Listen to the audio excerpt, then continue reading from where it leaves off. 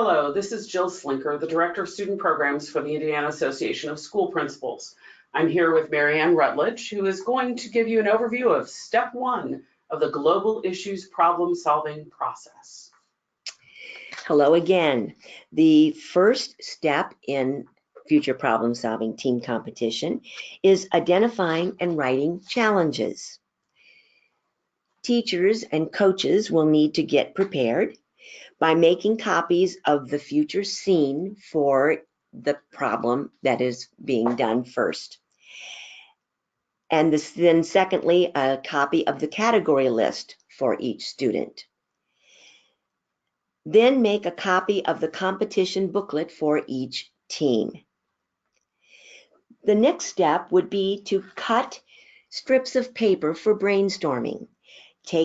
I used copy paper that is 8.5 by 11 and cut it into 4 strips so that all of them are 8.5 inches wide. Each team should have a stack of about 25 to 30 paper strips, and then it would be time to explain the rules of brainstorming to the students.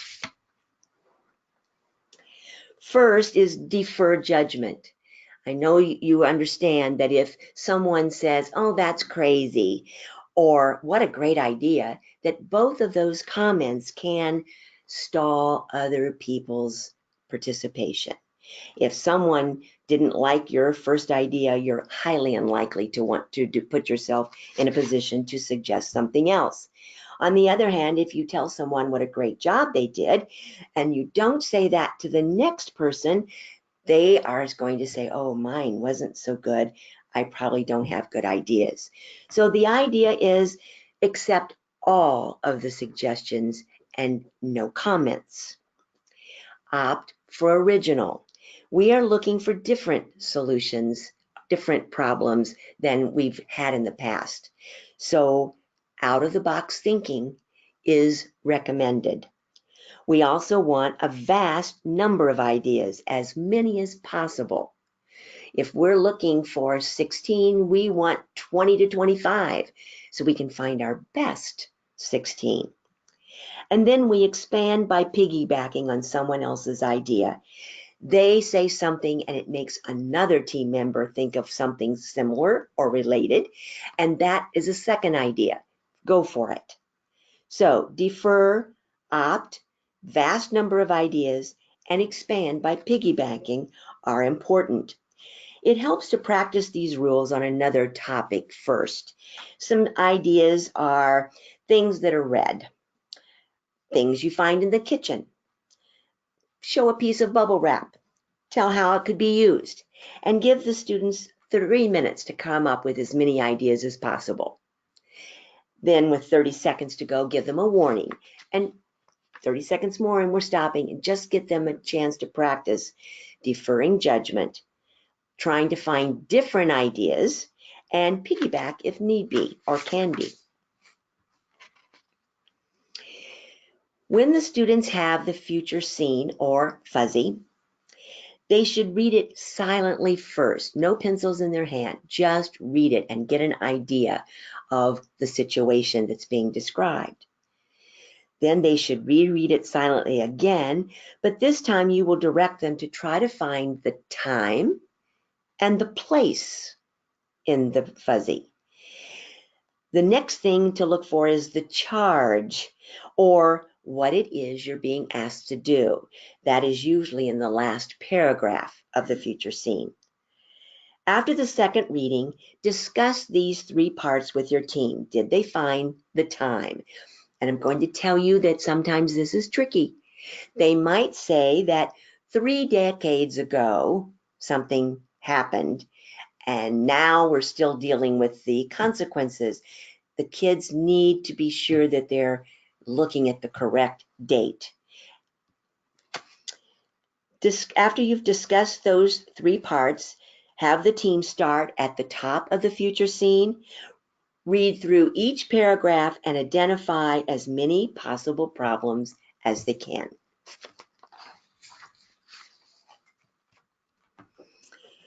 When it is time to start brainstorming, remind the students about our rules. Give each team a stack of those paper strips. Each team member should have some strips sitting in front of him or her. The reason for this, if one student is a recorder and writes down all of the ideas, you have just lost 1/4 of your brainstorming. They cannot be the recorder and come up with new ideas as easily. So instead, a student is going to think of a possible problem, and then he or she should say it out loud for the teammates to hear. Write only the key words about the problem on a strip of those sheets of paper, and then put the strip of paper in the center of the table. And everyone will be doing that throughout their brainstorming. The coach should circulate while the students are doing this on problem 1. Feel free to offer a suggested problem if a team seems stuck, kind of get them going again. After 5 or so minutes, stop and say, I'd like for you to count how many problem strips you have in the center of the table. Then have them report the number to the whole group. Some may only have 8, some may have 18. But that's okay. They're not done yet. The people who have 8 are going to say, oh, there have to be more than we found. Let's go back and try again. The ones who have 18 like having more than some of the others, and they're going to say, let's find a few more too. And they will continue brainstorming. At this point, it's a good idea to pass out the category list and tell the students to look at the fuzzy from as many categories as they can. They should see some new possibilities for problems.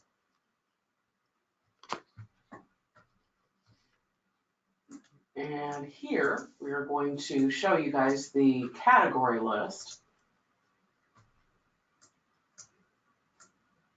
As soon as I can get it open, so hold on here a second. We'll show you the category list so that you can see it.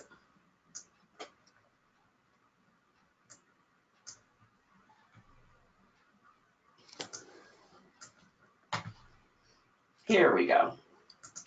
All righty, so the category list. All right, business and commerce, transportation, social relations, environment, education, technology, recreation, government and politics, ethics and religion, arts and aesthetics, basic needs, physical health, psychological health, defense, economics, law and justice, communication, and miscellaneous. With some of the topics, there will be a category opening that isn't applicable to all of them. And we have the option of giving credit to a good idea that maybe doesn't fall into one of the other 17. So we're going to be scoring them based on how many different categories are found. That's why we're giving miscellaneous as an option as well. All right, the teams would continue brainstorming for another 5 minutes or so. When they're slowing down, it would be time to stop. I'm going to add right now that for junior teams, you might be doing this after 3 or 4 minutes. You don't have to wait for 5. If they haven't done something or they haven't done anything recently, go ahead and move on.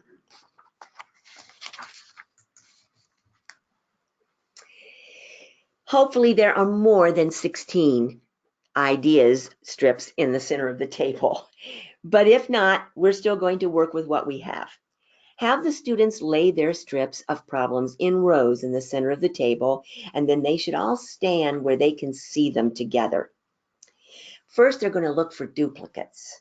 Are there 2 problems that seem very similar?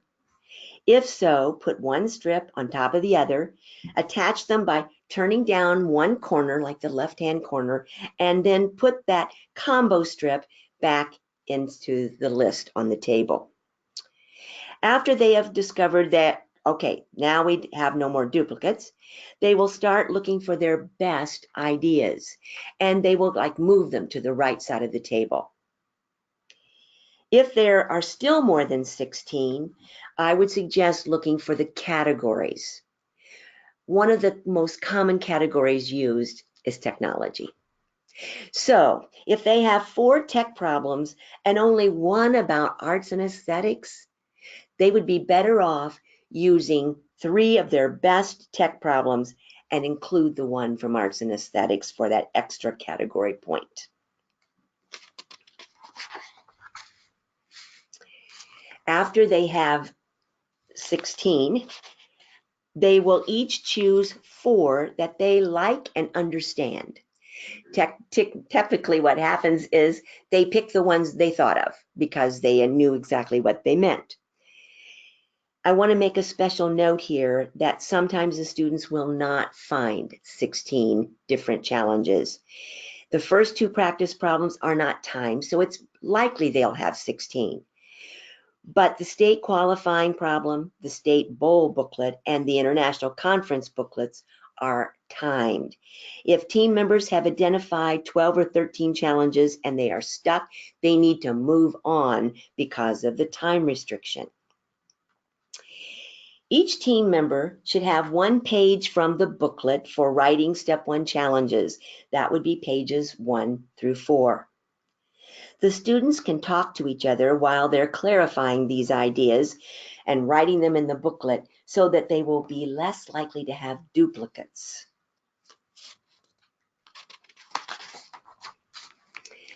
There are some guidelines for how you write these challenges. Each challenge must be related to the future scene or fuzzy. There has to be a connection. A challenge has to explain what the problem is and why it is a problem. There should be a clear cause and effect relationship. There should be a logical cause and effect relationship. This is going to take more than at least 2 sentences and maybe 3. And we know that the students like writing 1 and hoping that they've hit all those bases. A good way to get them to learn to write at least 2 is to use one of these patterns. Since something was stated in the fuzzy, something else might happen. Then, and now you will explain why this might be a problem. Another way to do it is to say, if something stated in the fuzzy continues, then something else may happen, something else different from what was in the future scene. Therefore, why would this be a problem? We're going to use verbs of possibility since we don't really know what it's going to be like in 20 or 30 years. So the verb here for the then and therefore will be may, might, or could. Here are some examples of junior division teams. I gave them a practice problem that their family was going to be living in Monterrey, Mexico for the summer. What are some possible challenges the family might face? We were studying the culture of Central America and South America at the time, so we chose this one to practice with. Since Mexico doesn't use water treatment systems like we do in the United States, my family might drink unsafe water while living in Monterrey. Then we might get sick this summer, and obviously physical health is the category. Another one, if my family doesn't understand the culture in Central America, then we might do something to offend the citizens while we're there. Therefore, we might have trouble getting along with people. Social relations.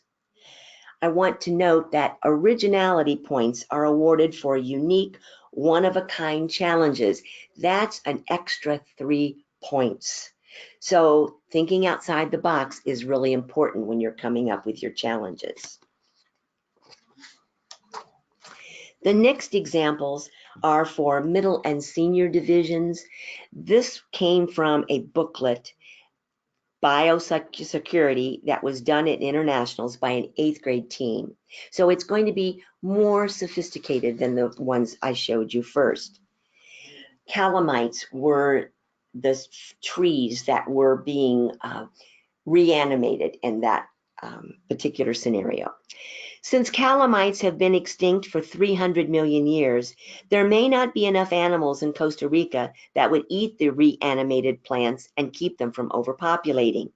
This might lead to calamites taking away growing space from the native plants in the ecosystem. Therefore, some animals might suffer from a lack of food, which would be environmental. The future scene states that scientists in New Atlantis are planning to modify the DNA of the calamite spores to increase pollen production. During the genetic modifying process, calamites could get an unexpected genetic mutation. Because of this genetic mutation, calamites might not have the correct basic needs, soil, sunlight, etc., in the environment to survive. This might lead to a second extinction of the calamites. And it was technology. This also got an original because of that second extinction of a species.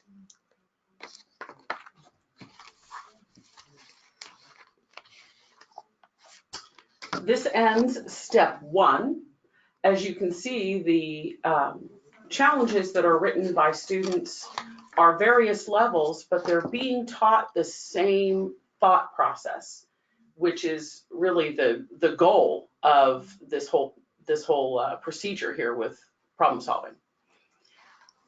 Next, we will go over the step 2, and that will be done in the next video.